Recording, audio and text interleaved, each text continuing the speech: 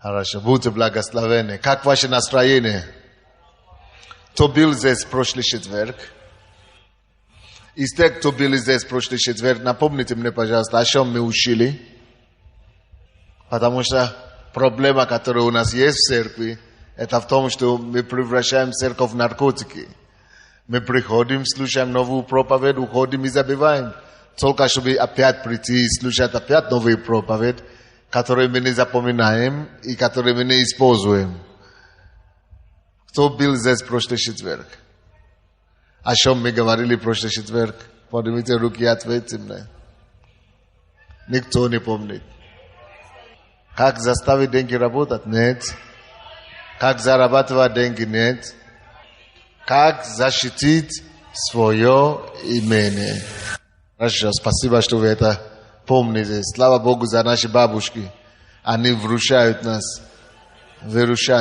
Теперь о чем мы говорили? Как защищать свое имение? Какие пункты мы говорили? Откройте ваши конспекты, в конце концов.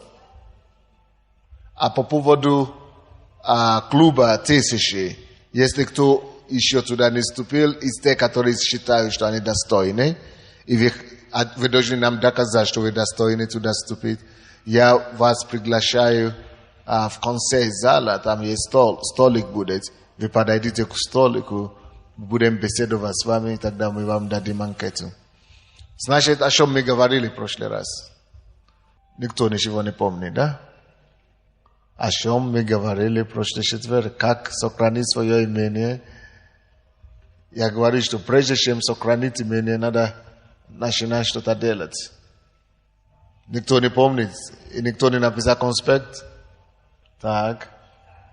Говори с места. Собрать. То есть целые учреждения думают, как ваши деньги украсть и собрать. Так. Что еще?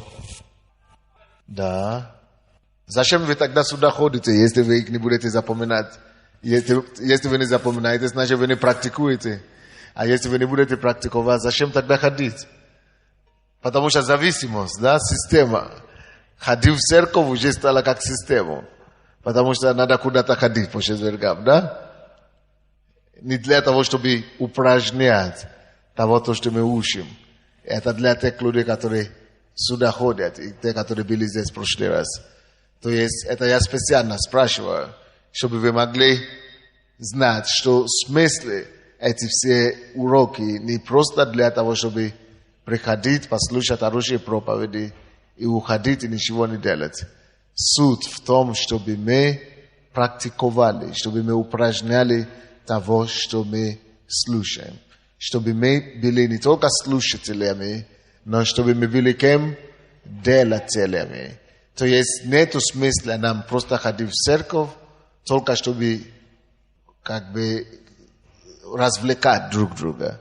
Церковь это не развлечение. Церковь это место изменения. Это место, где мы встречаемся с Богом, где Бог изменяет нас, где мы становимся лучшими, и откуда мы уходим, чтобы потом быть эффективными в системе мира сего. Итак, раз вы ничего не помните, мне приходится опять повторять. Значит, притчи, 28 глава, 20 стих. Притчи 28, 20. Верный человек богат благословениями, а кто спешит разбогатеть, тот не останется ненаказанным. Я проповедую вторую часть проповеди, хочу сегодня читать, на тему «Научите защищать свое имущество». Научите защищать свое имущество. Я говорю, в бизнесе самое главное не разбогатеть. В жизни самое главное не приобрести богатство, а самое главное это сохранять их. Что успешные люди и богатые люди давно это поняли. Что самое главное это легче, что легче зарабатывать деньги, чем их сохранять. Потому что есть целая система мира сего, которая рассчитана на то, чтобы сбивать вас, чтобы собирать te finanse, которые вы потом и трудом накопили. Все средства продажи, средства системы рекламы мира сего, целая наука реклама. Это наука о том, как собрать то, что вы накопили. Зачем реклама? Реклама предназначена не потому, что вам нужны какие-то товары или что-то вам необходимо. Никто не думает о том, что вам нужно или не нужно. Люди думают о том, как собрать то, что у вас есть. Поэтому и реклама есть. Люди хотят сбивать, люди хотят продавать товары, что у них есть. И есть вся человеческая деятельность. Она заключается в двух вещах. Производить товар и продавать товар. Те, которые продают, производят товары, придумают целые институты, сделайте меня тише и низкая частота. Целые институты занимаются, целые заводы выпускают специалистов, целые учреждения, только чтобы придумывать новые товары, какие производить. Вы знаете, ради чего? Чтобы собрать у кого-то еще деньги. Когда какие-то товары люди придумывают, это не потому, что они хотят о вас заботиться, это потому, что они придумывают, какой товар нужно людям, так, чтобы люди смогли легко расставаться с их деньгами. Если бы люди хотят просто производить товары, чтобы раздавать без продажи, никто бы их не продавал, никто бы не производил. Но люди, весь мир производит товары, чтобы собрать то, что у вас в кармане. Так что весь мир гонится за вашими деньгами. И вы думаете, но я же не богатый, у меня нету денег, у меня мало денег. Вот как раз.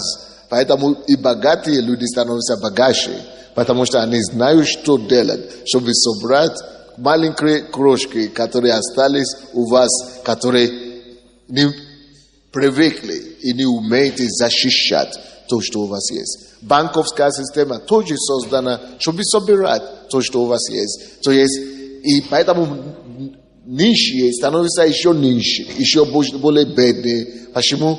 Они не привыкли, они не знают, что нужно защищать. Сделайте, наверное, монитор либо тише, либо фон тише. Люди не знают, как защищать их приобретение или умение. Поэтому я говорю, прежде чем вы станете богатыми, прежде чем вы станете великими, очень важно, чтобы вы разбирались хорошо в этом науке. Науке о защите имущества, о защите приобретенной вами. Вы должны уметь вести сражение в защиту каждого доллара. Вы знаете, самые скупые люди на свете, какие люди? Это самые богатые. Вы знаете, почему они скупые? Потому что они знают, с чего это стоило им заработать эти деньги. Но на самом деле не то, что они скупые, они просто выработали уже систему защиты их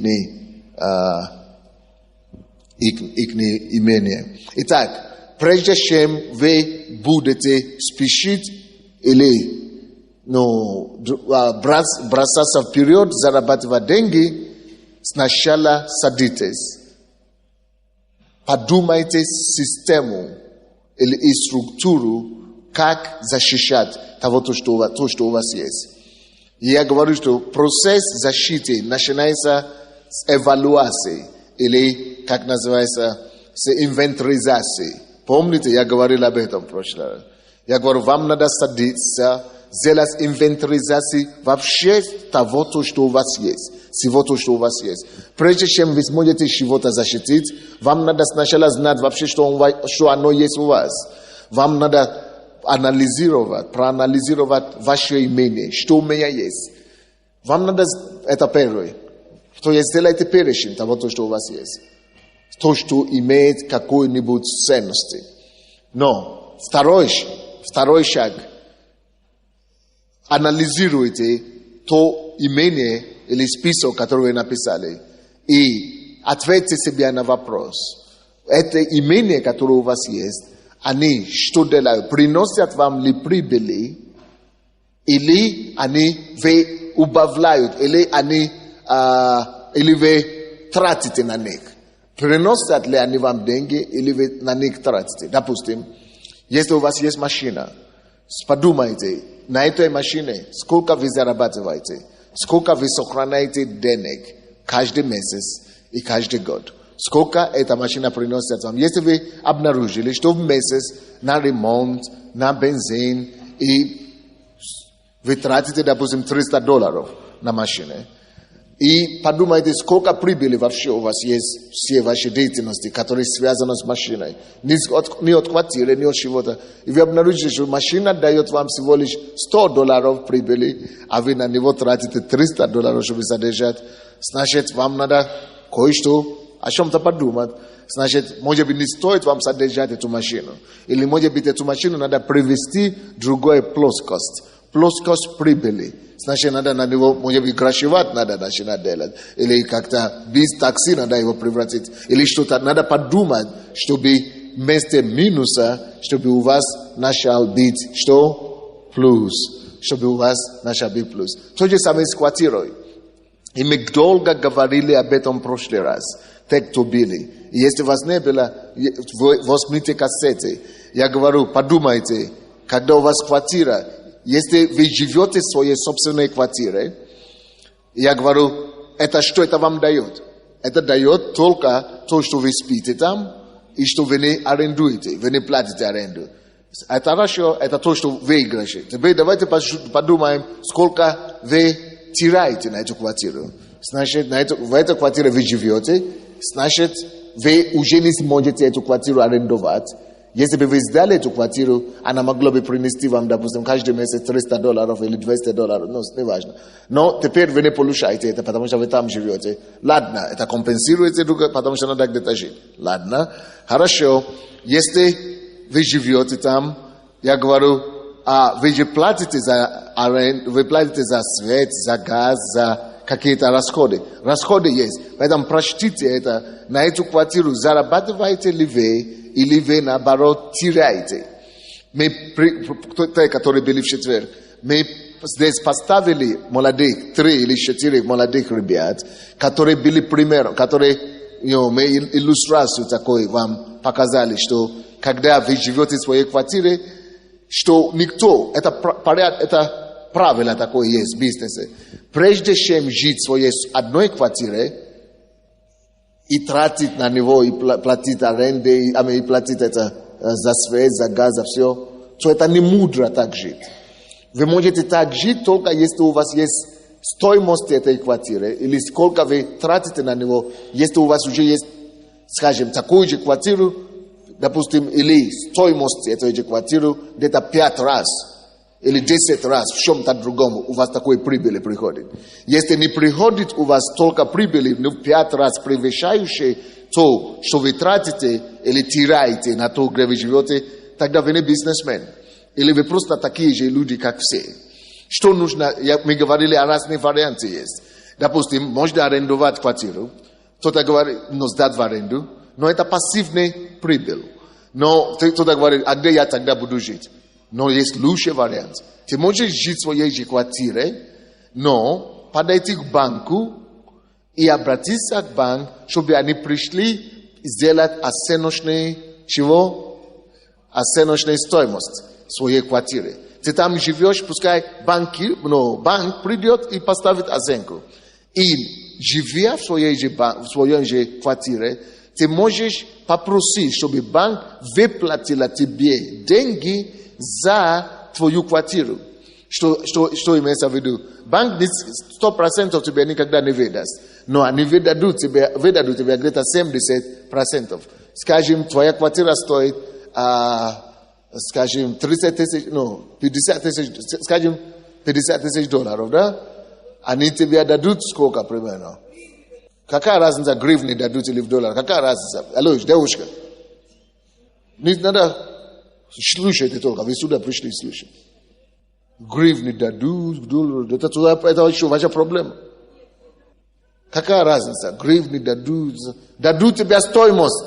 70% стоимости твоей квартиры. Если это 70% стоимость 50, сколько тебе дадут? 35. Тебе дадут 35 тысяч. И ты продолжаешь жить в твоей квартире. За это 35 ты можешь отложить 5 тысяч или 10 тысяч на проценты. В течение года отложить это проценты. А потом остается у тебя еще 30 или, скажем, 25 тысяч. Эти 25 тысяч ты берешь, либо вложиваешь в другую недвижимость или другой дом, который, либо новостройку, который еще строится. И пока строится, ты уже приобретаешь второй дом, вторую квартиру. То есть, или ты можешь эти деньги вложить в какой-то бизнес, который тебе будет приносить минимум, может быть, 30% годовой. Или это самое. То есть, помимо того, что ты живешь, это деньги поможет тебе, те деньги, которые 35 или 25, которые ты вложил, прибыль оттуда может тебе помочь платить за твои какие-то расходы, или, по крайней мере, на будущее ты можешь заработать такие деньги. Кто понимает, о чем я говорю? Это китайский или по-русски? Кто уже прошел эту схему? Кто уже знает это? Кто это уже прошел? Кто может объяснить более доходчиво, чем я сейчас объясняю? Как? Вопрос попозже. Я хочу, чтобы сначала объяснили. Может быть, если кто-то поможет мне объяснить порядочно, более ясно, то, что я говорю, может быть, тогда не будет вопроса. Кто объяснит? Да, давай, пожалуйста, иди, помоги мне объяснить. Бегом. Значит, схема, которую пастор объясняет, скажем так, можно начать... Да, живя в квартире, можно начать вообще с нулевого уровня. У вас есть квартира, однокомнатная или двухкомнатная. Вы под нее берете кредит в банке. Имеете дело с банком, кредит, который вам выдается, в основном максимальная процентная ставка, это получится где-то 13-14%. Оценочная стоимость от суммы, которую вам дадут, это 80 или 70%. Если ваша квартира стоит 100 тысяч, вам дадут 70. Под 13% годовых, плюс погашение тела кредита, каждый месяц вы будете платить приблизительно $1500. Вам надо платить каждый месяц $1500. Деньги, которые вы получите, вы покупаете опять квартиру, ремонтируете ее. Да, вы можете с этой суммы, если вам дали 70 тысяч, квартира стоит 50, которую вы готовы купить, у вас остается 20 тысяч. С них 10 тысяч вы Да, значит, остается у вас 20 тысяч. Из 20 тысяч вы 10 тысяч откладываете на проценты. Это приблизительно 8-9 месяцев вы погашаете проценты по банку, с учетом тела кредита. 10 тысяч, которые у вас остались, вы закрываете, ремонтируете эту квартиру и сдаете ее дорого. И этим вы зарабатываете на аренде, и потом вы можете опять погашать через 9 месяцев проценты банка. При этом вы имеете свою квартиру, под которую вы взяли кредит, и имеете вторую квартиру, которая зарабатывает вам деньги. Вопрос отпал? Теперь вопрос отпал. То есть, теперь кто из вас согласится со мной, что жить просто в своей квартире, хотя это своя собственная квартира, платить за газ, за воду, и при этом получать зарплаты какие-то нищенские, и при этом ходить пешком по Киеву, и при этом жаловаться на то, что жизнь тяжелая. Кто из вас понимает, что это глупо теперь? Дошло до вас, до кого дошло, что это глупо. Кто из вас понял и понимает, что жизнь – это движение. Поэтому я учу вас здесь. Вы не имеете права ходить в эту церковь и быть нищим. Вы не имеете права ходить в эту церковь и быть бедный. Только в том случае, если вы не верите пастору, и если вы не хотите ничего делать, если вы лентяйны до уровня или хуже уровня церковной крысы, потому что там не готовят, он худеет только. Если вы такой ленивый, ничего не делает, тогда вы можете жить как хотите, можно стать бомжом тоже. Но если чуть-чуть думать и учиться, прилагать усилия, вы можете жить как хотите здесь. Вам не надо сюда уезжать в Америку или куда-то еще. Кто-то скажет, а у меня нету квартиры. Хорошо, не надо. Поэтому приобретайте все кассеты, которые я здесь за год считал.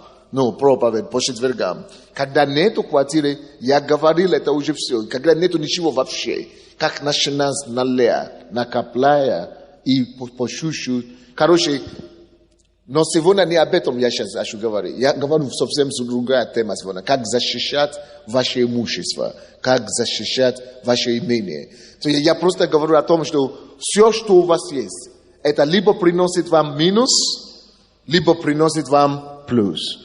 Больше всего, мы не зная этого, мы не осознавая это, что действительно большинство, то, что мы думаем, что мы владеем, на самом деле мы не владеем. Это кто-то другой на нас зарабатывает. Ты, живя в своей квартире, ты думаешь, что я живу в своей квартире, я владею квартиру, ты ее не владеешь. Кто-то на нее зарабатываешь. Кто-то зарабатывает, пока ты платишь за газ. Кто-то зарабатывает на твою же квартиру, на тебе, пока ты платишь за услуги, пока ты ремонтируешь. Кран, пока ты ремонтируешь, пока ты за электричество платишь. Кто-то на тебе зарабатывает, пока ты живешь собственной, ты дебило и голова говорит, я живу в собственной квартире, не хочу. Но пока ты живешь в этой собственной квартире, кто-то на тебе зарабатывает. Но когда голова твоя это проснется, тогда ты начинаешь понимать, что твоя квартира, наоборот, может на тебе работать. На кого работать? На меня. Либо это вы работаете на квартиру, либо квартира на тебя работает. Либо жизнь на тебя работает, либо ты работаешь на жизнь. И большинство случаев, к сожалению, это мы работаем на жизнь. Это мы жизнь, это мы содерживаем жизнь, вместо чтобы жизнь задержала нас.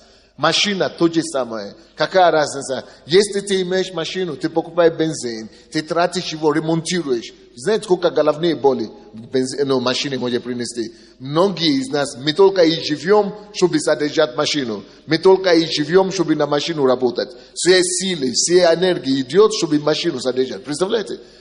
Наоборот должна быть. Машина была придумана, чтобы на тебе работать, чтобы твою жизнь облегчить, чтобы твоя жизнь стала легче. Но наоборот, как бывает, часто наоборот. Итак, если твоя машина, ты только катаешься на твоей машине, и ты чувствуешь, что эта машина берет больше, это значит, что ты еще не начал принести, эта машина тебе не приносит, или твоя деятельность.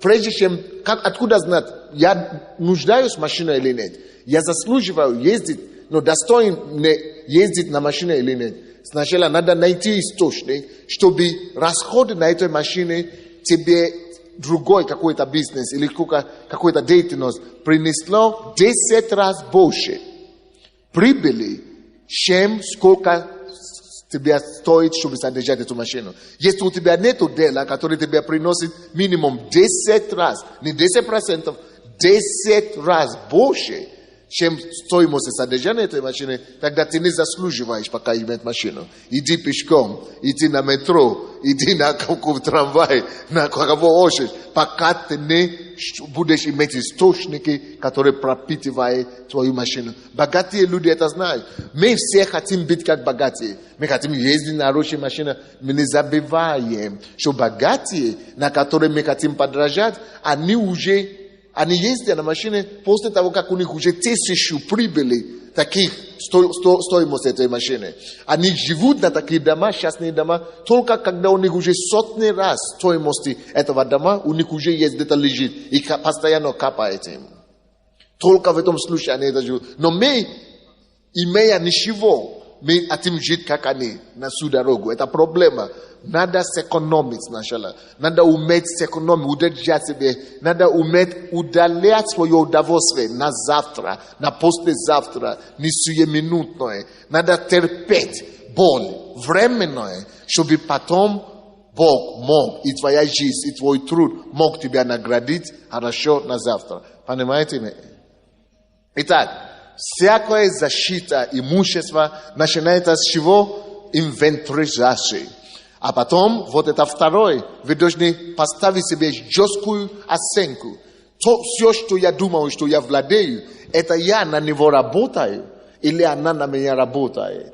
И это я зарабатываю на него, Или наоборот, я трачу на него. Если я трачу на него, придумывайте, что хотите. Найдите способы, чтобы наоборот она начала на вас работать. Понятно или нет? Не слышу. Понятно. Следующее, что нужно... Спасибо, дорогой. Следующее, что нужно делать. Когда вы обнаружите, что у вас есть инвентаризация, что приносит вам плюс, что вам приносит прибыли, разработайте способ, чтобы что-то на вас работало, чтобы что-то работало на то, чтобы покрывать все расходы, которые у вас есть. Ну, посмотрите, все ваши расходы. Допустим, ваш расход на машину, на квартиру, на что-то разные, все вместе, допустим, $1000 в месяц. Придумайте систему оборота, или как это называется? Система оборота, потоки, финансовые потоки.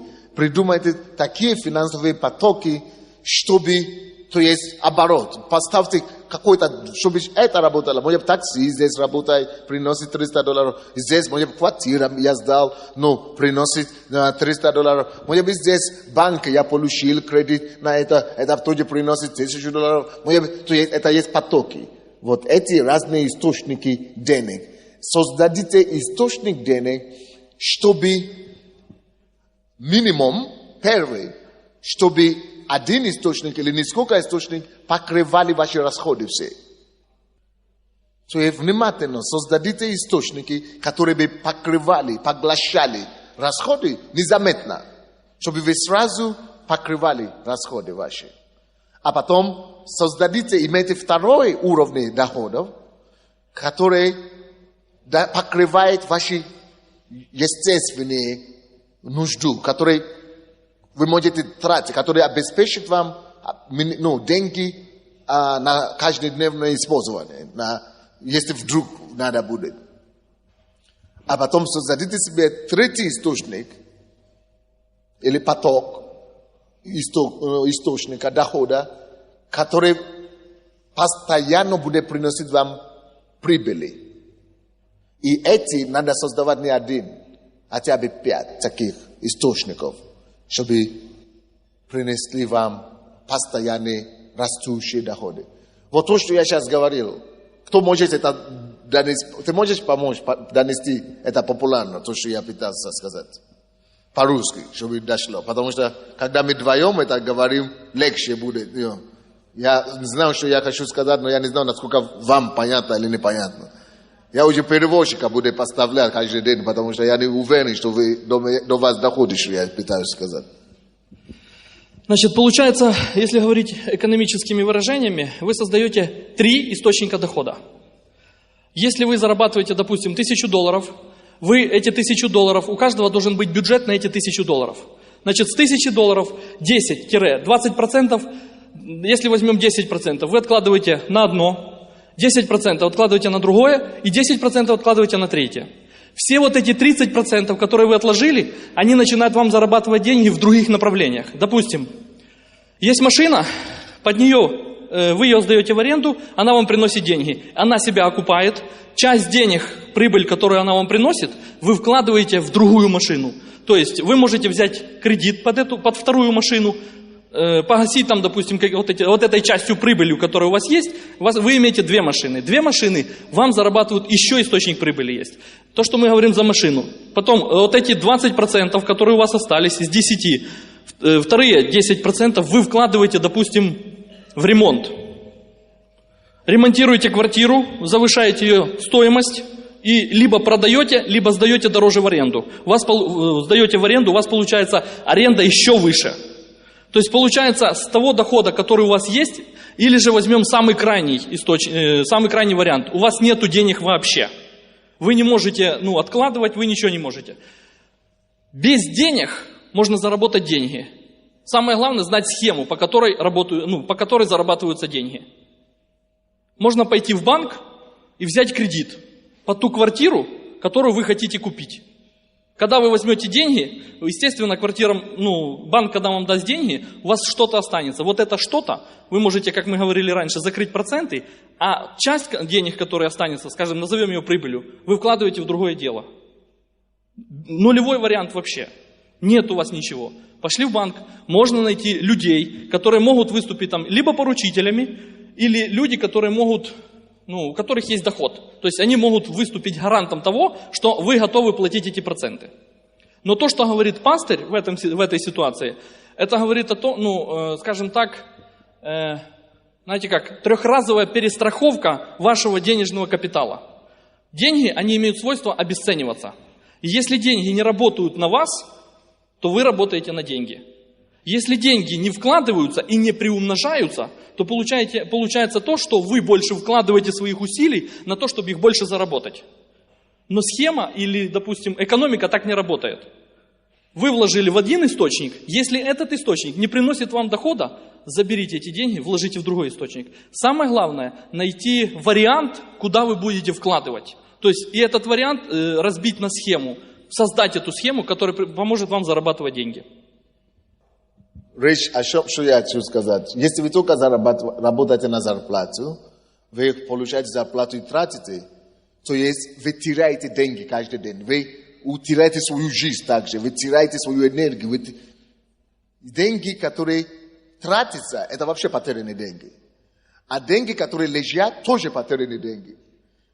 Поэтому деньги, которые не приносят постоянно больше денег, они теряются автоматически. То есть любой доход, который у вас есть, должна идти на то, чтобы приносить вам другой оборот. Она должна принести. Если он не работает на то, чтобы больше приносить, то вы теряете его, вы уже потеряли его. Вы не имели его. Поэтому я говорю, давление самое главное, которое у вас есть, чтобы защищать, это удержаться от искушения. Тратить. Удержаться. Самый способ, самый первичный уровень защиты вашей финансы и имения, это удержаться от часто растрат. Просто безумный растрат. То есть уменьшайте расходы. Тем больше вы умеете, тем больше будьте специалистами по тому, чтобы уменьшать свои расходы. Тем больше вам удается уменьшать свои расходы, тем больше вы защищаете себя. Но уменьшать расходы это одно, но надо идти дальше. Надо не только уменьшать расходы, надо заставлять каждую копейку или каждую гривну, которая приходит в вашу руку, работать минимум 10 раз, 7 раз, от 7 до 10 раз работать на вас. То есть возвращать вам. Если вы не заставляете их возвращать вам деньги, которые вы много возвращать вас прибыли, то вы его уже потеряли. Даже если вы его потратили на полезное дело, скажем так. То есть деньги, которые не тратятся на то, чтобы приобрести больше денег, оно не защищенное, оно потерянное. Понимаете меня? Не будьте наивными. Не думайте, что у меня деньги где-то будет, или лежит, или так далее. Нет. Нужно знать законы денег. Нужно уметь контролировать деньги. Значит, если вы уже обнаружили, вы создали уже источники потоков, финансовых потоков, у вас уже идут постоянные прибыли, то очень важно, чтобы вы и шли дальше. Вы должны разработать, вы должны сидеть и разработать стратегии контроля за того, что вы имеете. Вам надо поставить жесткий контроль каждый раз, проверяя, что у вас есть, что вы имеете, и контролировать рынок. Следить за рынком. Какие законодательства изменяются? Какие изменения приходят в ценовой политике? Какие новости там могут повлиять на то, что вы продаете или на то, что вы держите? Вы должны быть в курсе, вы должны контролировать то, что идет. Что может повлиять на то, что вы имеете. Так, причина и цель контроля в том, чтобы ваши потоки зарабатывали все больше денег для вас. Только не меньше, чем прошлый месяц. Не меньше, чем полгода назад. Не меньше, чем прошлый год. Наоборот, больше. Вы должны постоянно работать над тем, чтобы постоянно росло ваше портфолио или ваше состояние. Это стратегия. Для этого надо четко, должны быть у вас четкие подсчеты. Вы должны... Нельзя быть богатым, если вы не любите расчет вести. Вы должны четкие расчеты вести. Вы должны уметь считать. И расчеты должны быть мелочные. Вы должны... Никогда в бизнесе не позволено и в успехе жизнь не прощает пренебрежение мелочи. Как только что вы начнете пренебрегать мелочи, значит ваше банкротство незабаром. Мелочи самое важное. Детали самое главное в бизнесе. Нельзя недооценивать или досчитать что-то. Надо все до мелочности работать. Помните, когда Иисус кормил 4000, после этого он говорит, он заметил, что крохи какие-то упали с этого хлеба, и приказал все крохи собрать.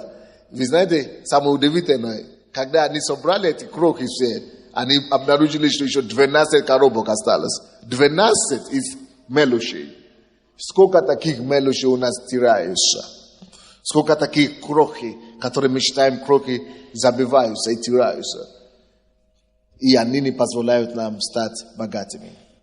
Итак, поймите, что в бизнесе самое главное не приобрести недвижимость или богатство, или фирму, или компанию, или бизнес. Это приобрести или начинать бизнес тяжело, но это не самое страшное. Самое страшное – это утвердить процесс управления или тщательное, но метикулозное, как мы говорим, но это какое-то другое, скрупулезное обслеживание за каждым цифрой, за каждым фактом, за каждой копейкой. Скрупулезность – все в бизнесе. Скрупулезность – это все в бизнесе. Скрупулезность – это все в бизнесе. Значит, все документы проверяются. Почему 9 из 10 бизнеса заканчивается банкротством, даже на Западе? Потому что не хватает скрупулезности. Особенно в документах, в переговорах, когда вы, в соглашениях, в каких-то деталях бизнеса. Отсутствие скрупулезности, выяснение условий, уточнение все, оно приводит к краху и потере денег. Таким образом, через скрупулезную систему проверки и контроля вы защищаете. Это есть система защиты, называется. Очень часто, когда вы начинаете зарабатывать деньги, вам хочется сосредоточить внимание на сумме, которая растет. Что, уже 500 тысяч, уже 200 тысяч, уже 40 тысяч. Если вы будете сосредоточиваться на прибыли, которая приходит, вы можете попасть в заблуждение. Нельзя сосредоточиться на прибыли. Надо больше сосредоточиваться на то, как его защитить. А как его защитить, значит, как его удачнее вложить и как его удачнее размножать. Сосредоточьте больше внимания на то, потому что эйфория приходит. Когда вы начинаете обращать внимание слишком на прибыли, на рост в бизнесе, вы начинаете в эйфорию падать. И чтобы убежать от эйфории, надо думать всегда об управлении и о том, как из каждого копейки, надо каждую копейку считать, надо каждый доллар считать, и с этого доллара максимализировать его. Тогда эйфории не будет Много. Если ты смотришь большое количество, 40 тысяч, это эйфория приносит. Но если ты будешь смотреть как на доллар, или как на гривны, эйфории не будет. Максимализируй каждую копейку, каждый доллар, гривны свои. Деньги требуют жесткости. Деньги требуют жесткости. Если вы хотите защитить свои деньги, вы должны уметь сказать «нет». Потому что как только что у вас деньги появляются, написано умножаются богатства, а также умножается кого? Употребляющие их. Как только что деньги приходят в твои руки, дьявол, бесы, они знают, как подсказать. Именно тогда, никто не знает, что у тебя деньги уже есть. Именно тогда люди начнут приходить, просить долг, или одолжить, или благословить, или помочь. Именно тогда все проблемы приходят. Никто не знает, что у тебя деньги есть. Но как только что появляются, именно тогда все планы. Деньги требуют жесткости. Ты знаешь, что эти деньги не твои.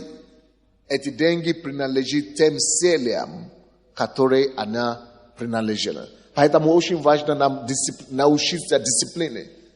Эти дисциплины, как мы его приобретаем на деньги. Эту победу над деньгами, как мы его приобретаем. По-первых, когда мы жестко даем Богу свою десятину и пожертвование, мы знаем. Это приучивает нам дисциплину. Почему?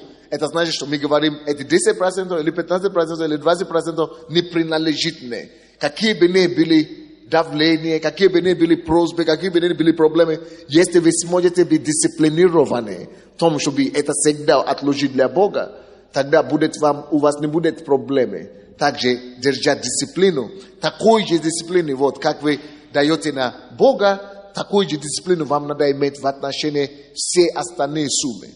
Допустим, у вас есть бюджет, что эти 15% на развитие фирмы или на развитие бизнеса, и проблема пошла в семье и так далее. Если вы его тронете, и вы будете вложить на семью, значит вы не серьезны, вы не дисциплинированы, вы не жесткие. Вы должны уметь жестко преследовать той цели, которая принадлежит этим суммам. Вы поняли, что я говорю?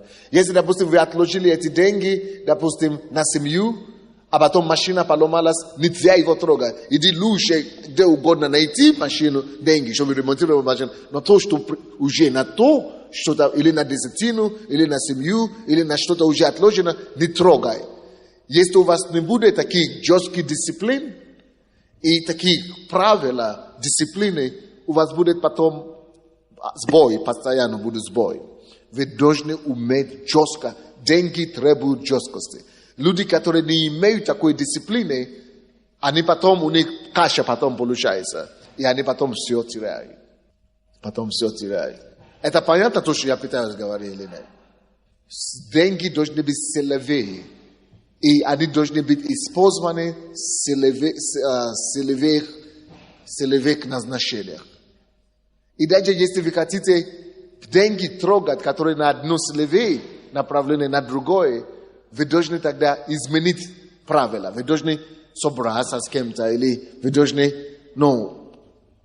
сначала цели должны измениться, прежде чем деньги трогать. Вы должны с кем-то согласовать это дело. Если вы не будете согласовать это дело ни с кем, вы просто будете там брать, это потом ваша бедность придет скорейшим образом. Деньги требуют жесткости. Деньги требуют защиты. Деньги должны иметь направленности и жестко придержаться этим направленностям. Понятно или не совсем? Или нужно опять переводчик? Тут понятно, да? Следующий способ защиты финансов, имения ваши. Богатство и финансы требуют терпения. И спешка не позволена в деньгах. Или как там сказать? Спешка нельзя. Как сказать, терпение нужно. Потому что тот, кто спешит зарабатывать деньги, тот очень много делает ошибок и попадает в яму. Очень много сети на пути богатства. Очень много сетей. И в эти сети попадают именно те, которые спешат. Люди, которые привыкли спешить. Если вы хотите спешить зарабатывать деньги, спешите схватать какие-то возможности, не просчитав все до конца. Если вы не имеете терпение все просчитать, все проанализировать, все 7 раз проанализировать, прежде чем бежать на какое-то дело, вы будете,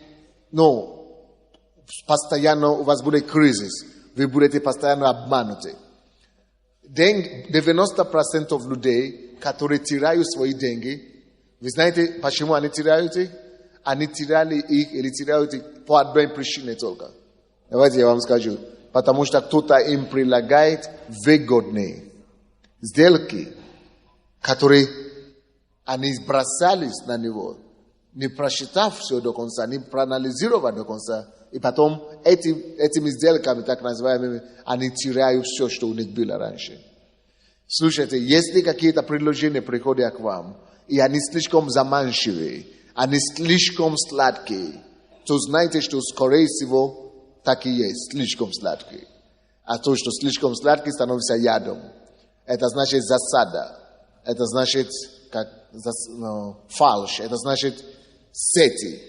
Если какие-то предложения слишком сладкие, слишком хорошие, если что-то превышает требования общего рынка или слишком дешево, слишком это самое, знайте, что вам продают бомбу, которая взорвет вообще взрывчатка, которая вас разорвет и соберут все, что у вас было. Не спешите бросаться на возможности. Не спешите. Деньги требуют что? Терпение.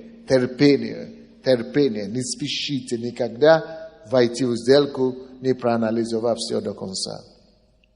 Больше всего губит людей это жадность. Деньги ненавидят жадность. Жадность – это желание получить больше. Но деньги требуют хладнокровие. Хладнокровие и спокойная душа. Как это сказать? Хладнокровие требуется, чтобы деньги управлять и деньги зарабатывать. Тот, кто спешит зарабатывать деньги, тот, кто спешит, тот, кто жаждет, жадность, как это? Жадность, да, мы говорим? Алчность. Приобрести. Кто имеет алчность, все, тот сам себе враг. Деньги не любят алчности. И деньги постоянно наказывают алчных людей. Если вы хотите приобрести все побольше, вы будете в конце концов падать в эти ямы. Похоть. Нужно победить похоть, чтобы разбогатиться. Почему? Потому что великое приобретение быть довольным и благочестивым. Никому не удастся быть богатым, если не научился быть довольным. Научиться быть довольным. Не быть алчным. Надо постоянно бороться против алчности в своей жизни. Потому что алчность будет атаковать нас все. Алчность будет постоянно на вас давить. Постоянно алчность будет приходить к вам. Но научитесь бороться, противостоять его. И упражняйте себя в благочестии, чтобы быть честным. Что такое благочестие? Это значит не обманывать других людей. И желание приобрести что-то через обман, это всегда возвращается на твою голову, и потом тебя наказывает 10 раз хуже. Поэтому надо быть благочестивым, прозрачным, честным. Не пытайся обмануть, не пытайся слишком заработать, чем другой. Сделайте ваши сделки так, чтобы всем было хорошо, чтобы все где-то заработали. Не обманывайте людей и не пользуйтесь незнанием других людей. Если они не знают, объясните им ситуацию. Помогите им. Пускай они знают, что вы не дурак, вы сознательно это делаете. Но заработайте себе и дайте другому тоже заработать от как-нибудь. Что-нибудь. Это значит быть благочестивым. А быть довольным значит не гнаться за алчностью, не гнаться за брат, все. Это воровство. Не быть вором. Заработать свои деньги достойным образом, и тогда она тебя принесет благословение и улыбки.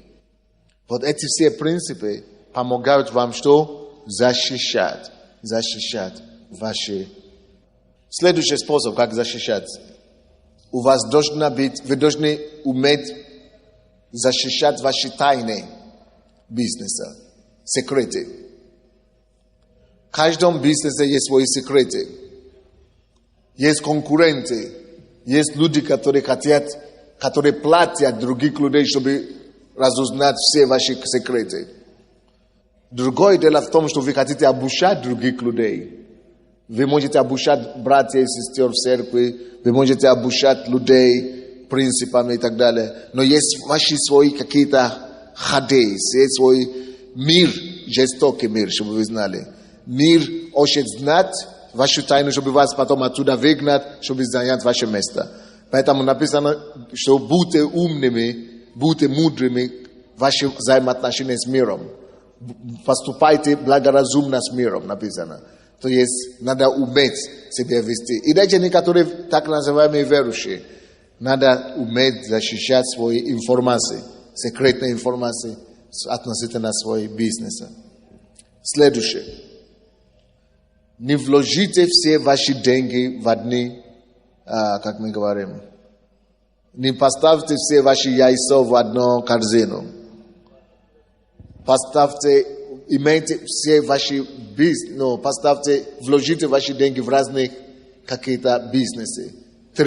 От 3 до 10. Из разных источников, чтобы не в одну сделку не ставьте все ваши финансы. Понятно, нет? Это тоже есть способ защиты. Следующее. Есть, когда бизнес начинает расти, когда нужно, и вы уже нуждаетесь в профессиональных консультантах.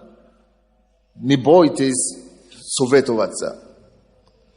Всегда просите советы. Всегда ищите людей, которые больше вас знают. Бизнес требует тренинг, старшего, наставничества. Должен быть кто-то, кто вас наставляет в вашем бизнесе. Кто-то, кто вас ведет, кто больше вас знает, кто вам показывает. Ищите постоянно таких людей, которые больше понимают вас, чем вы, которые больше знают, чем вы. Всегда постоянно задавайте вопросы. Это тоже защитит вас.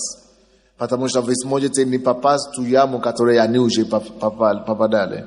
Или в те ошибки, которые они уже совершали. Используйте профессиональных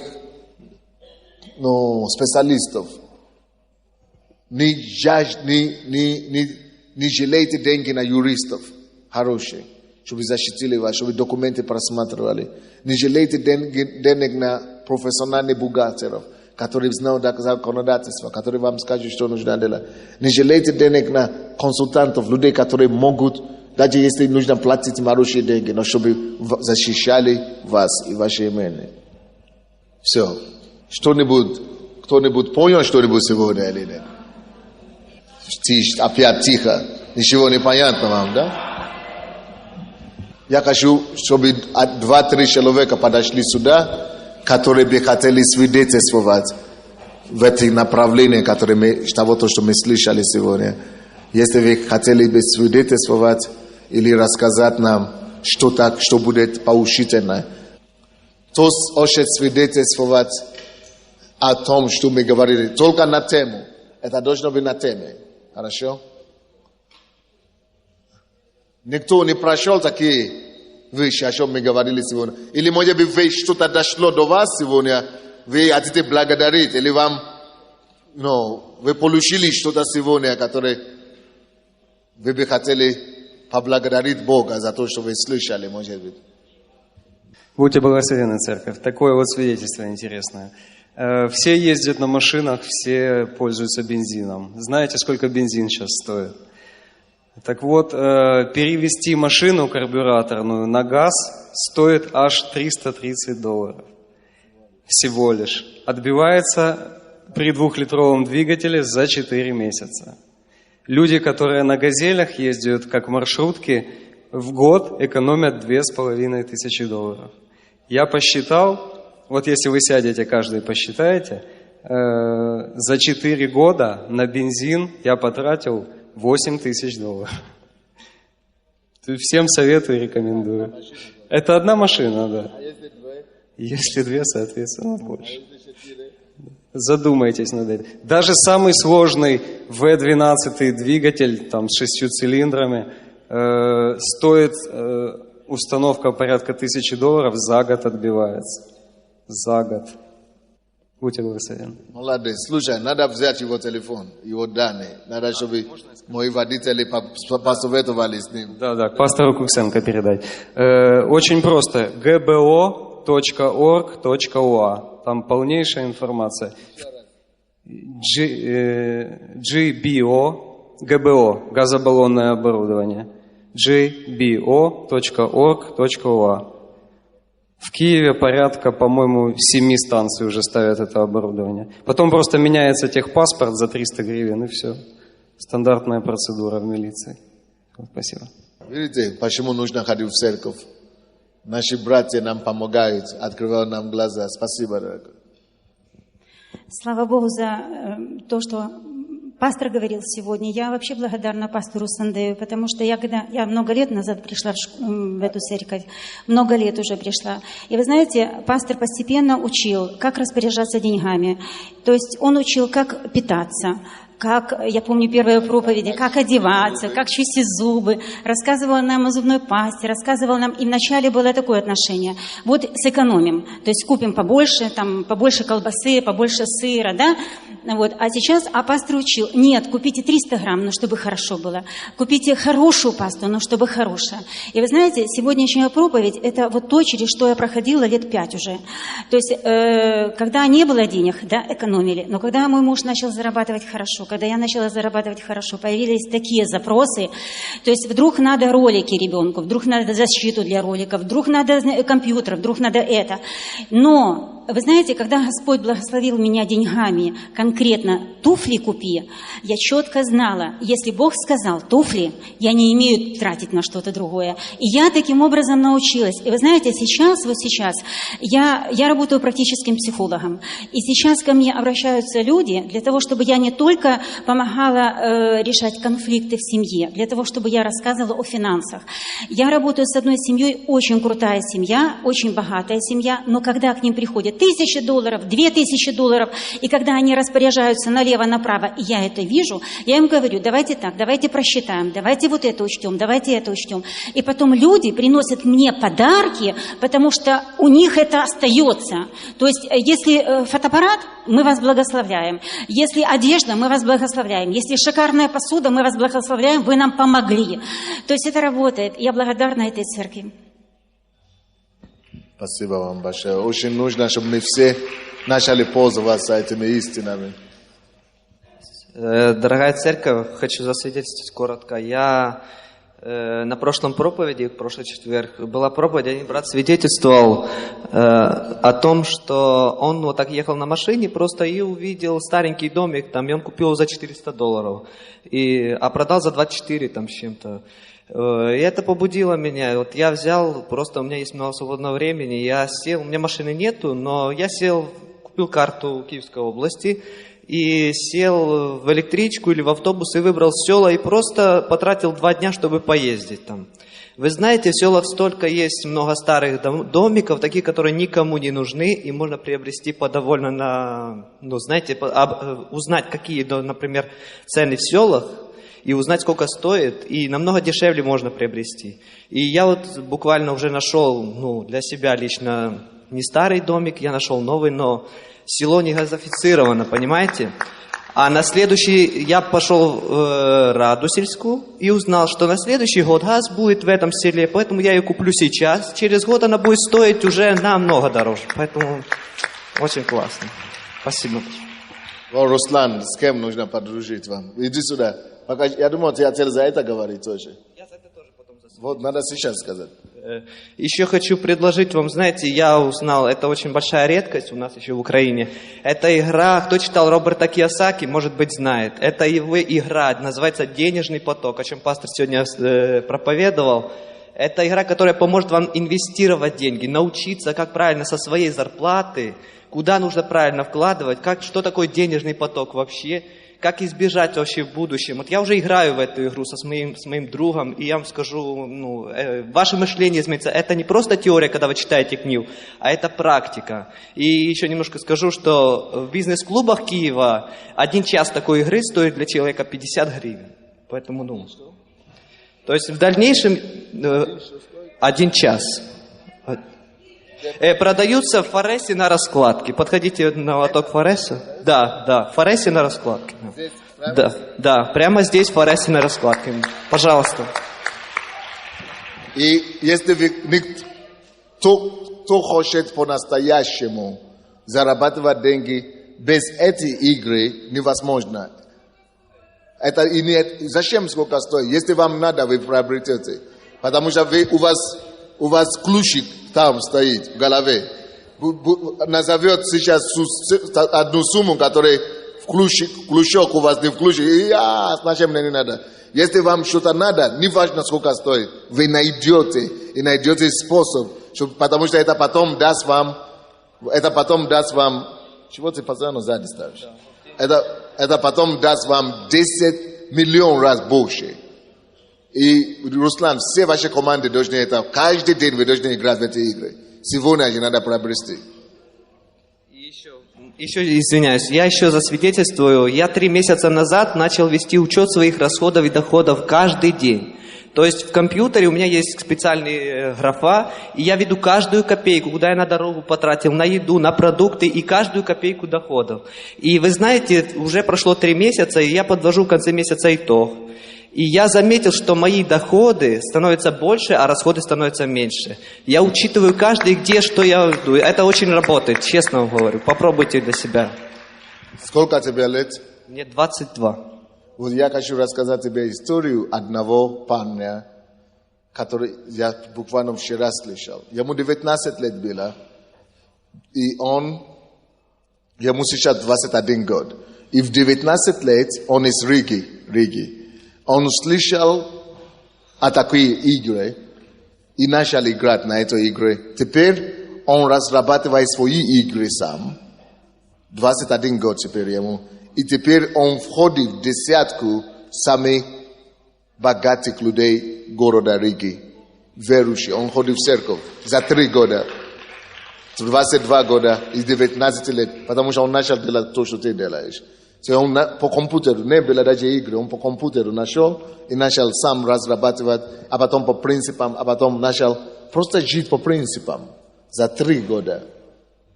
Поэтому то, что мы вас учим, если у вас будет желание, или, желание, и просто занимайтесь. И Царство Божие нуждается в таких людей, которые могут добиваться ваших успехов и прославить имя их Отца Небесного. Аминь. Кто-нибудь получит благословение сегодня? Спасибо. Господь, мы молимся за своих людей сегодня. Мы запрещаем всякие атаки, всякие проблемы, всякие неустройства. Мы провозглашаем Божью благодать, Божье благословение. Господь, прикоснись к каждому. Принеси, Господь, Твое изобилие мира, изобилие радости, мудрости, Господь. И именем Иисуса провозглашаем Божья благодать на эти нужды. Мы разрушаем всякие проблемы здесь. Мы провозглашаем исцеление для больных именем Иисуса. Проблема в легких, проблема в груди. Постановляй полное исцеление. Во имя Иисуса, Дух Божий, двигайся. Прикоснись к каждому сегодня. Укрепи нас. И дай, Господь, чтобы мы сияли, как звезды для Тебя. Во имя Иисуса Христа. И весь народ Божий скажет: все, с миром Божьим.